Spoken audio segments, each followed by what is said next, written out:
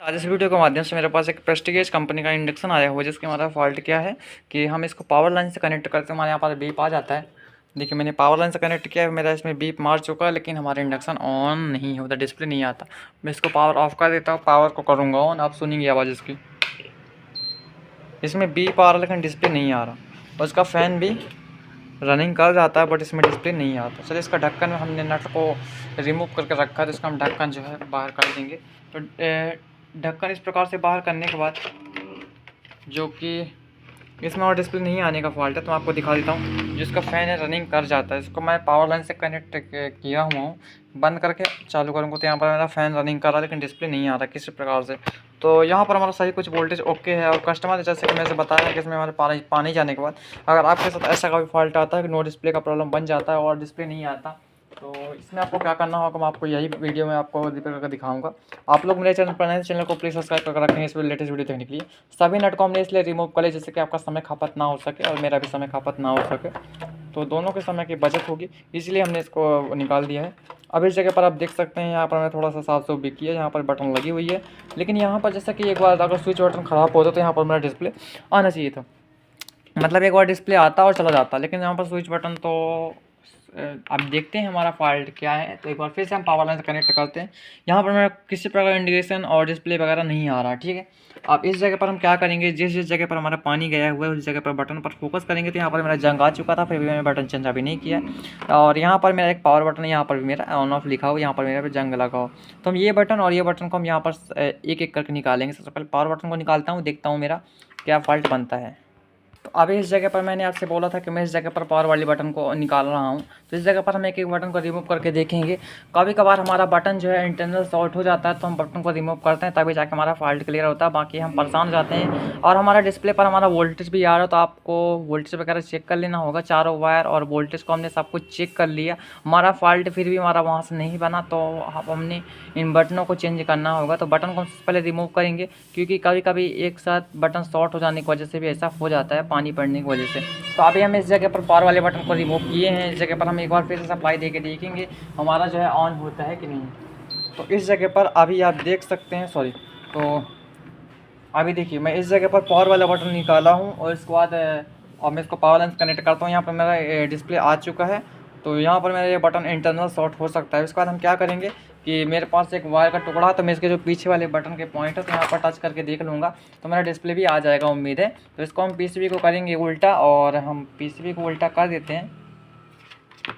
तो यहाँ पर हम पीसीबी को उल्टा करने के बाद यहाँ पर हम इसके पॉइंट पर हम टच करके देखेंगे, तो यहाँ पर मेरा जो है ऑन हो चुका है। सॉरी, तो यहाँ पर मेरा इंडक्शन जो है ऑन हो ही चुका है, मेरे को लगता है। यहाँ पर मैं इसका सामने भी दिखा दूंगा, E0 का पॉइंट मेरा आ चुका है। तो इस प्रकार से आपके साथ ऐसा कभी फॉल्ट आता है तो आपको इस प्रकार से रिप्लेसमेंट करना होगा। तो मैं आपको बताना चाहूँगा कि जो इस प्रकार का डिस्प्ले हो जाता है और आप बहुत ज़्यादा परेशान हो जाते हैं, वायरिंग वोल्टेज सब कुछ चेक करने के बाद भी हमारा फॉल्ट क्लियर नहीं होता, तो हमको ये जो जंग जिस पर पानी गया है उस बटन को निकाल कर देखना होता है, एक एक बटन को। जैसे ये वाला बटन हमने निकाल दिया है, यहाँ पर पानी गया हुआ था। अभी देखिए यहाँ पर भी एक बटन लगा हुआ है, जो मेरा यहाँ पर शायद, हाँ, यहाँ पर मेरा ये अप के लिए बटन हो सकता है, यहाँ पर मेरा डाउन बटन लिखा हो, मतलब टेम्परेचर लो करने के लिए। तो यहाँ पर ये बटन को भी मैं चेंज कर दूँगा, ये बटन और ये बटन को हम एक साथ चेंज कर देंगे। तो हमारा क्या है, ये हो सकता है कि हमारा नेक्स्ट टाइम चल के हमारा इंडक्शन से हमारा ये वाला बटन जो है ख़राब हो जाए, तो उससे पहले हम चेंज कर देंगे, तो हमारा कस्टमर से कंप्लेन नहीं बन पाएगा और सर्विस अच्छा रहेगा और ज़्यादा लॉन्ग टाइम तक चलेगा। तो मैं इस प्रकार से काम करता हूँ और इस प्रकार से रिपेयरिंग करता हूँ। और तो मेरा मेन टारगेट ये था कि जैसे किसी के पास कोई भी इंडक्शन आता है और उसमें नो डिस्प्ले रहता है और पानी वगैरह गया हुआ रहता है, क्योंकि मैंने पहले बटन नहीं निकाला था, मेरे मन में ये ख्याल आता था कि अगर हमारा स्विच बटन ख़राब होगा तो क्या होगा कि एक बार डिस्प्ले आना चाहिए, उसके बाद फिर हमारा ऑन नहीं होना चाहिए, तो हम स्विच बटन ख़राब मानते हैं। लेकिन पानी जाने के बाद ये फिर बहुत ज़्यादा परेशान होने के बाद मैंने ये बटन को चेंज करके देखा, तो मेरा प्रॉब्लम सॉल्व हो चुका। तो इसीलिए मैंने उसी प्रकार से फॉल्ट करके आपको दिखाया है, फॉल्ट को ढूंढ कर।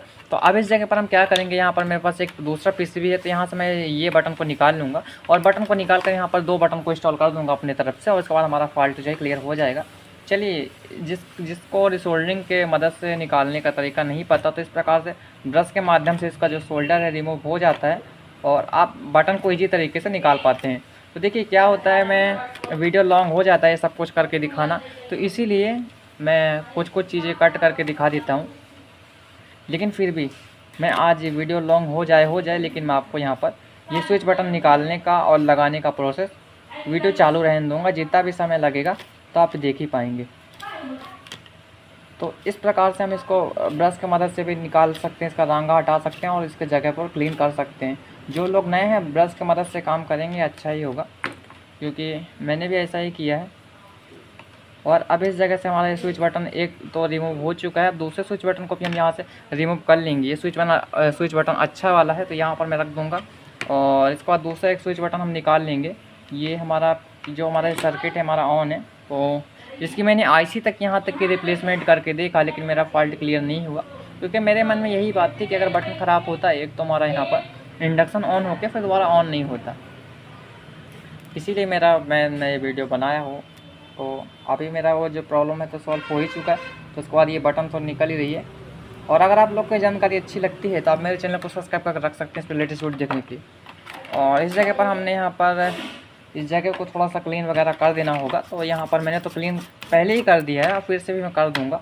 उसके बाद इस जगह पर हम यहाँ पर स्विच बटन को इंस्टॉल कर देंगे। और ध्यान रखें कि स्विच बटन में कोई भी नेगेटिव और पॉजिटिव वाला ऐसा सिंबल नहीं होता, तो आप किसी प्रकार से लगाएंगे। अब देखिए जैसे इस जगह पर इस प्रकार से अगर मैं बटन लगाने की कोशिश करूँगा तो ये लगेगा ही नहीं। जिस डायरेक्शन से इसका बटन निकला हुआ उसी डायरेक्शन से इसका बटन लगेगा, तो आपको घबराने की कोई बात नहीं है। आप सिंपली इस बटन को यहाँ पर इंस्टॉल कर देंगे, आपका जो प्रॉब्लम है सॉल्व हो जाएगा। और इसका जो पीछे का होल वगैरह इसको आपको थोड़ा सा क्लीन कर लेना होगा, क्योंकि शायद होल की वजह से मेरा बटन एंटर नहीं हो पा रहा अच्छा तरीके से। तो यहाँ पर इसको मैं क्लीन कर लूँगा। ये मैंने क्लीन कर लिया है इस जगह पर।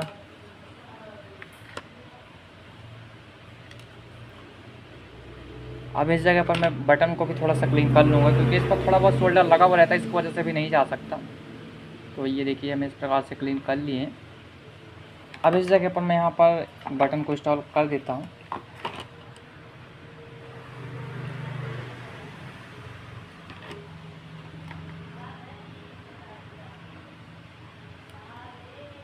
ये देखिए हमने दोनों ये बटन इंस्टॉल कर दिया। इसके बाद दूसरा बटन भी एक और ले लूँगा, इंस्टॉल कर दूँगा यहाँ पर फटाक से।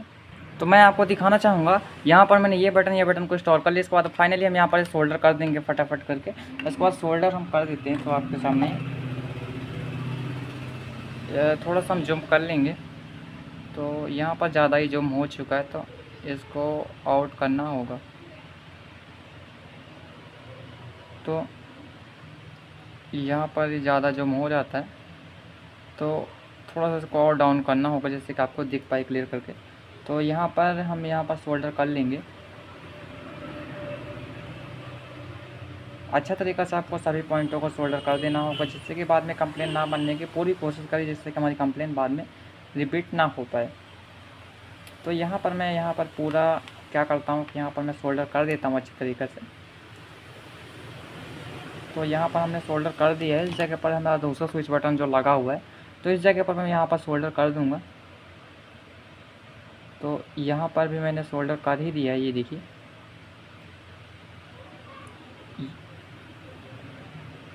यहाँ पर हमने इसको सोल्डर कर दिया। इसकी जगह पर हम क्या करेंगे, थोड़ा सा इसको साफ़ करने की कोशिश करेंगे।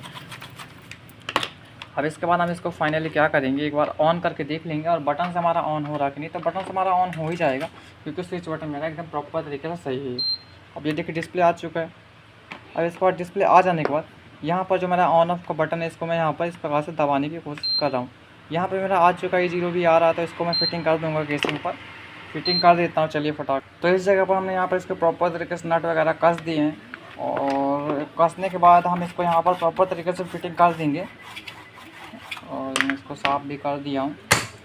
चलिए मैं इसको प्रॉपर तरीके से पूरा फिटिंग करके, और सबसे पहले एक बार आपको डिस्प्ले से दिखा देते हैं कि डिस्प्ले मेरा आ जाता है कि नहीं। डिस्प्ले एक बार दिखा देता हूँ आपको।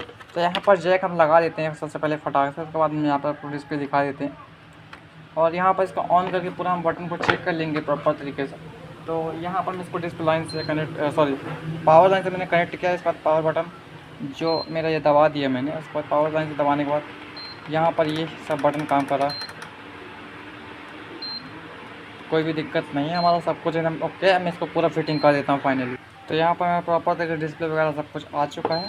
तो इसके बाद हम इसको यहाँ पर एक कोई भी बर्तन रख के यहाँ पर पानी को मैं खौला के दिखा देता हूँ। तो यहाँ पर मैंने अपने जैक के ऊपर पानी को रख दिया। इसके बाद मैं यहाँ से पावर लाइन को कनेक्ट कर चुका हूँ। उसके बाद मैं पावर को ऑन कर दिया हूँ। पावर को ऑन करने के बाद यहाँ पर आप देखेंगे कि मेरा पानी खोलने लग जाएगा और आपके सामने यहाँ पर दिख जाएगा। अब देखिए मेरा बर्तन जो है सेंस कर लिया, इसलिए यहाँ पर मेरा 1000 वाट दिखा रहा है।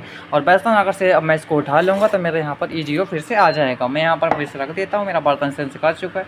टेम्परेचर को घटा कर देखेंगे, टेम्परेचर वाला मेरा घटाने का पॉइंट भी काम कर रहा है, बढ़ाने का पॉइंट भी मेरा काम कर रहा है। ये टोटल 1800 वाट का है और मैक्सिमम इसमें जो कम होता है, जो हमारा 400 वाट तक कम हो जाता है, तो यहाँ पर हम इसको बढ़ा देंगे, 1000 पर कर देंगे और उसके बाद देखेंगे मेरा यहाँ पर पानी खोलना धीरे धीरे शुरू हो जाएगा। ये देख सकते हैं मेरा यहाँ पर पानी खोलना शुरू हो चुका है। प्रॉपर तरीके से मेरा इंडक्शन पूरा वर्किंग में आ चुका है, कोई भी दिक्कत नहीं है। तो इस प्रकार से किसी भी इंडक्शन के अंदर अगर पानी चला जाता है तो उसकी बटन शॉर्टिंग हो जाती है। जब बटन शॉर्टिंग हो जाती है तो हो सकता है कि हमारा डिस्प्ले नहीं आता, और नहीं आता तो हम सोचते हैं कि हमारे इसमें फॉल्ट क्या आ चुका है, तो हम बहुत ज़्यादा परेशान हो जाते हैं। हम IC वगैरह सब कुछ चेंज करके भी देख लेते हैं अपने हिसाब से, फिर भी हमारा फॉल्ट क्लियर नहीं होता। तो आपको बटन को चेंज करके देखना चाहिए, क्योंकि बटन भी अभी ऑटोमेटिक शॉर्ट हो जाते हैं। 2 बटन एक साथ शॉर्ट हो जाएगी तो क्या हो सकता है, और हमारा पावर बटन एक शॉर्ट हो गया तो इसलिए हमारा इंडक्शन ऑन नहीं हो रहा था। तो मेरा यहाँ पर प्रॉपर तरीके से पूरा बन चुका है। तो अगर आपको वीडियो हेल्पफुल लगा हो तो आप मेरे चैनल को प्लीज़ सब्सक्राइब करके रख सकते हैं इस पर लेटेस्ट वीडियो देखने के लिए। Thanks for watching video. अगर आपको कोई प्रॉब्लम है तो आप कमेंट सेक्शन में कमेंट कीजिए, मैं उसका रिप्लाई देने की पूरी कोशिश करूँगा। मिलते हैं किसी नेक्स्ट वीडियो पर।